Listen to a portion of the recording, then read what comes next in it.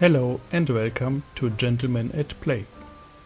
My name is Bochan, and today I want to show you how I made an autumnal wood for my collection of scenery pieces. Since I just recently finished a piece of scenery, namely a chapel of Sigmar, I was more inclined to paint some miniatures for my armies as my next project, but then autumn came to my country. Within a couple of days, the leaves of the trees turned colorful, and when I took a walk through the autumnal woods, I became inspired to create something alike for tabletop gaming. So I postponed my miniature painting plans and instead got myself one of the wood kits by Citadel. I already had assembled and painted one of these woods more than a year ago, but then I did it in a rather normal manner, with green leaves, green flock on the base and so on. But if you have a look at the back side of the box the wood comes in, there are also pictures of this wood in autumn or winter. And well, that's exactly what I wanted to do, an autumnal wood. So I cut all the pieces from their casting frames and started to remove all the mold lines. With all the little branches here and there, that's a quite daunting task, and I know that there are a lot of people who don't take the trouble at all. Even if you have a look at some of the pictures published by Games Workshop itself, in some cases you may see that they didn't clean up the mold lines of their trees. But well, as for me, this is a no-go. And so I took my time to scrape them off completely. Then I assembled the trunks of the trees, which consist of 3 separate pieces, and then I put on some branches to the sides of the trees. I didn't use all of the branches from the box, because too many branches will make it difficult to put on the foliage later. After the assembly of the trunks, there were some more or less visible gaps left between the individual pieces. You may clearly see them if you have a look at the lower and the middle part of the trunks. So I took some putty to fix that. After the putty was dry, I primed the trunks and branches using Vallejo Grey Primer. After that I painted the whole piece with Vallejo Game Color Earth. After a heavy wash with Citadel Agrax Earthshade, I heavily dry brushed all parts with Camry Brown of the foundation paints of the old Games Workshop color range. Using this quite greyish color, the wood parts of the trees got a some way colder look than the trees of my summer wood, which are painted in a warm brown tone. But well, it is not summer any longer. In order to resemble really old, lichened tree barks, and also to give some dull parts of the trunks a more interesting look, I took some PVA glue and used it to glue on some really fine sand. When the glue was dry, I started to paint the sand. For that purpose I used pigments from the Vallejo Pigments range. I used light and dark yellow ochre pigments and alcohol to apply the pigments. I took a small amount of the pigments, mixed it with some drops of alcohol and put it onto the sandy parts. Due to the alcohol, the pigments dry rather quickly. After they were dry, I gave those parts a wash with Agrax Earthshade. Then I carefully dry brushed them using Vallejo Model Color Pale Sand. And that's their final look.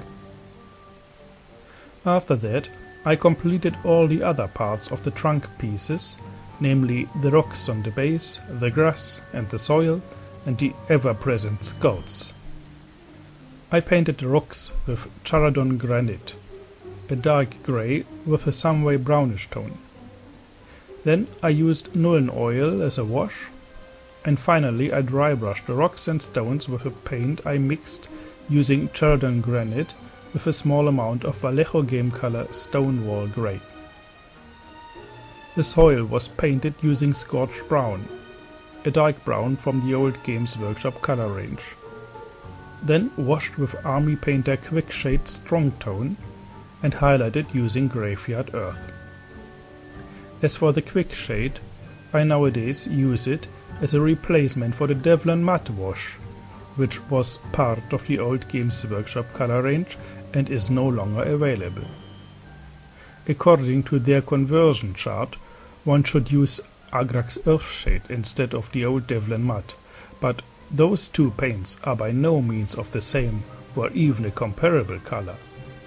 Agrax Earthshade has a much more reddish tone to it. So there's no real replacement for Devlan Matte in the new Citadel color range. However, I found that the Strong Tone Quickshade by Army Painter is absolutely comparable to Devlan Matte. I can't find any obvious differences between the colors of these two washes, and so the Quickshade became my color of choice to replace the wonderful Devlan Matte. All the grass parts were painted using Gretchen Green, washed with the named Quickshade, and highlighted with Rotting Flesh. Using those quite sick and pale looking greens, I tried to resemble the herbs and grasses dying due the season. Any skulls were painted with bleached bone, and I washed them with the Quickshade. I gave them no highlights at all.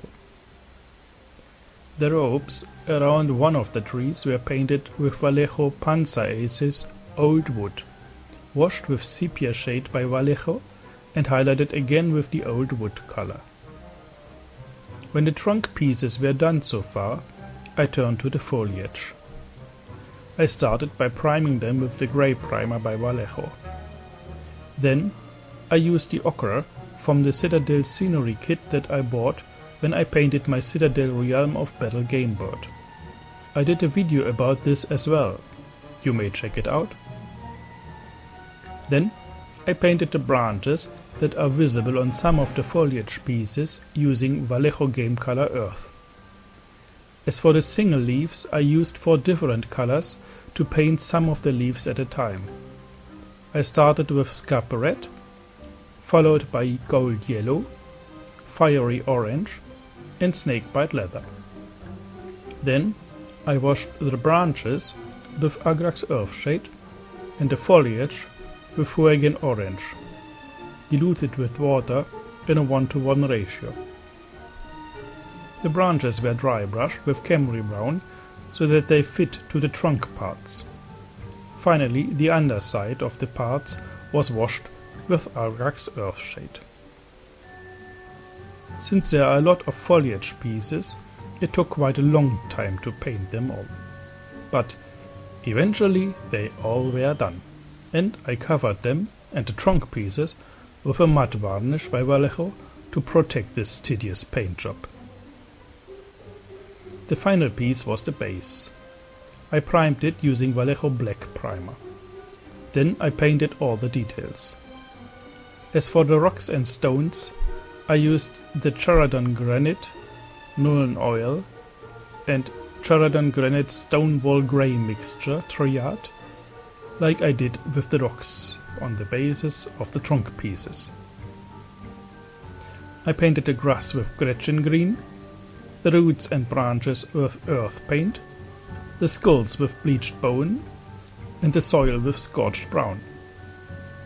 Then all those parts were hit with a wash of Quickshade Strong Tone. Then the soil was highlighted with Graveyard Earth, the grass with Rotting Flesh, and the roots and branches with Camry Brown. I painted the outer rim of the base using Goblin Green from the old Games Workshop color range. In fact, that's one of these small cups that come with the starter set when Games Workshop released their The Lord of the Rings tabletop game in 2001. It's amazing how well these little cups protect the paint, because it's still nice and fluid after more than 10 years. When all the paints were dry, I hit the base with a coat of matte varnish. We are approaching the final stages now. At first I glued the foliage pieces to the trunk pieces taking care that they fit neatly when all of the trees are put onto the base. It's also important to take care that the larger foliage pieces meet the trunk pieces at least 2, better 3 points, because otherwise they will break off very easily. The last step was to give the base a more lively and more autumnal look. I tried to achieve this by adding different phlox, Icelandic moss, grass tufts and static grass. I used PVA glue to glue the different materials to the base, like this phlox as a first step. When all the materials were glued on, the base looked like this. The rim of the base was covered in the static grass mixture I use with any of my scenery pieces. This mixture fits neatly to the colors of my gaming board. And since I wanted to use it with this wood piece as well, I beforehand had to paint its rim with the goblin green. The final wood looks like this. And all that's left is to show you some beauty shots of it. It took quite a while to finish this piece, but I think it turned out quite well.